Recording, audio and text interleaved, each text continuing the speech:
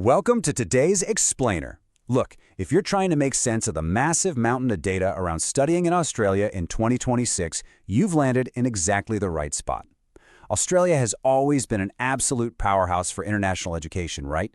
But honestly, with recent shifts in global rankings, a rapidly evolving job market, and some crucial visa updates, picking the perfect campus is definitely more complex, but also way more exciting than ever before.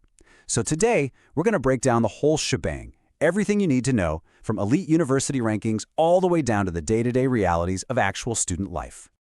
Here's our quick roadmap for today. We'll start with why study in Australia, then look at the Group of 8. After that, we'll dive into the global ranking race, choosing your specialization, and finally, beyond the classroom.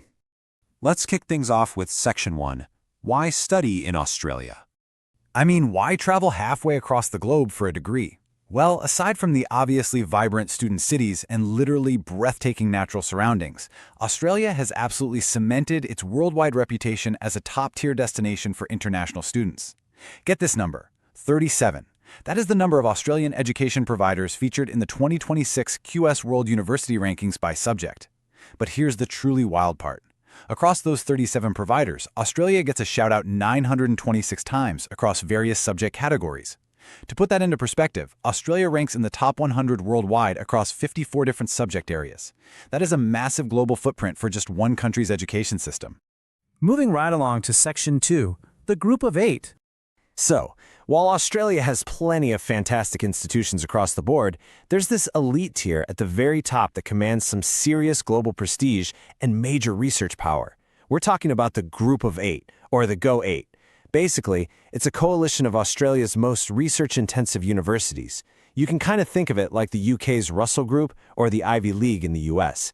These heavyweights of Australian academia are Adelaide, the Australian National University, Melbourne, Monash, UNSW, UQ, Sydney, and UWA.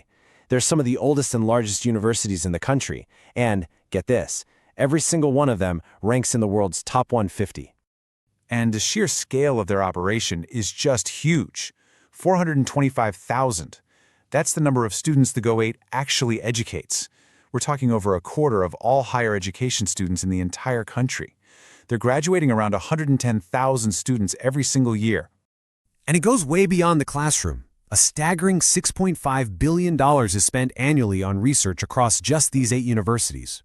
Actually, the Go 8 undertakes about 70% of all Australian university research. So if you're looking to be at the absolute cutting edge of innovation, especially in medical and health services, this is exactly where the funding lives.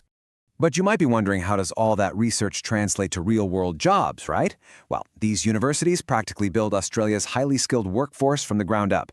The Go 8 educates over half of the country's doctors, dentists, and vets.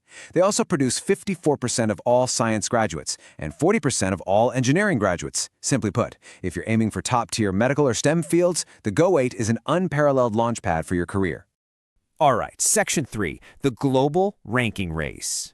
Now it's time to step onto the global stage and see exactly how these institutions stack up against the rest of the world right now. And I say right now because 2026 brought some massive shakeups. The most crucial point on this leaderboard, it's sitting right at the very top.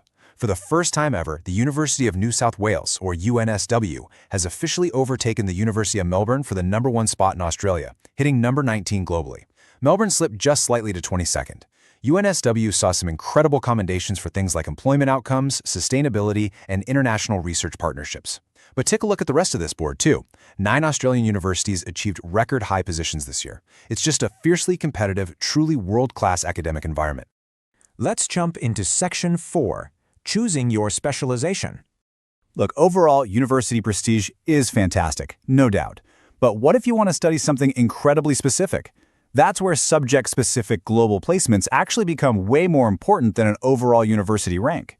Picking the right specialty matters now more than ever.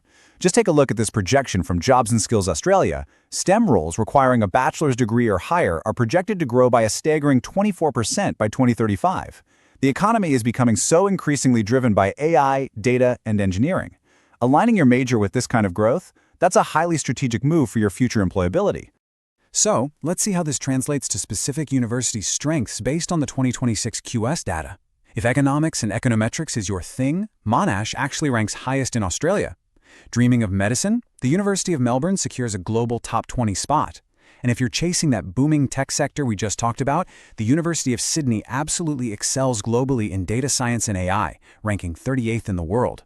As you can see, your chosen field heavily dictates which campus is actually the best fit for you. Which brings us to a really important pivot here. Is a global ranking literally the only thing that matters?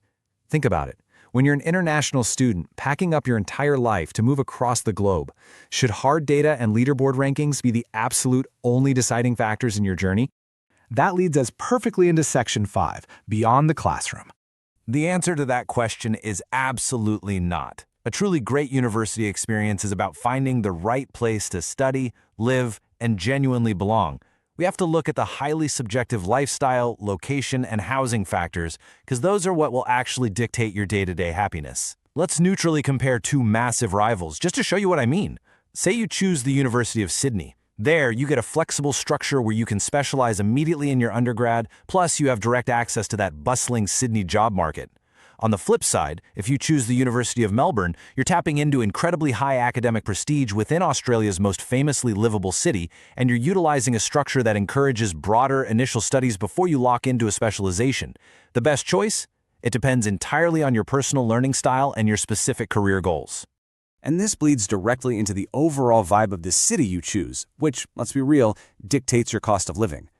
Keep in mind, the Australian government recommends budgeting around 25,000 to 30,000 Australian dollars a year just for living expenses alone. Sydney and Melbourne, they're busy, vibrant, packed with culture and career options, but yeah, they'll often eat up the higher end of that budget. Meanwhile, Brisbane offers a warm, incredibly relaxed lifestyle. Perth gives you space, gorgeous sunshine, and access to Western Australia's growing industries. Adelaide is famously welcoming, super easy to navigate, and often much more budget-friendly. And Canberra offers a highly focused study environment right in the nation's capital. Your city choice is honestly just as important as your course choice. Okay, so once you've actually picked your dream city and campus, you've got to execute the logistics. Here's a highly actionable checklist of entry procedures you've got to navigate before touching down. Step 1. Verify your specific English language testing requirements. Oh, and definitely be aware of application timelines. Australia generally operates on two main intakes. Semester 1 in February, and Semester 2 in July. You really want to aim to apply at least 6 months prior. Step 2. Secure your student accommodation early. Major intake periods are incredibly busy, so locking in purpose-built student housing or rentals ahead of time will save you massive stress. Step 3. Arrange your student visa and your overseas student health cover, which is mandatory, by the way. And finally, Step 4. Plan for orientation and really lean on those campus arrival support services. I think Unilodge perfectly sums this all up with this quote: "A great university experience starts with more than a ranking. It's finding the right place to study, live, and belong." And it's so true. Yes, the Go8 statistics are phenomenal. Yes, the QS rankings are incredibly impressive. But at the end of the day, your personal well-being, your daily commute, your accommodation, and finding your community, those are the things that truly make the experience a success. So, I'll leave you with this final thought. You now have the structured data, the latest ranking insights, and the logistical roadmap for 2026. The only thing left to answer is, which Australian city and campus will be the perfect launchpad for your future? Dive into your course research, look at the cities that really excite you, and start prepping those applications. Thanks so much for joining me for this explainer, and I wish you the absolute best of luck in your Planning to study in Australia? Take a free practice test on Edrizz and start building your application profile today.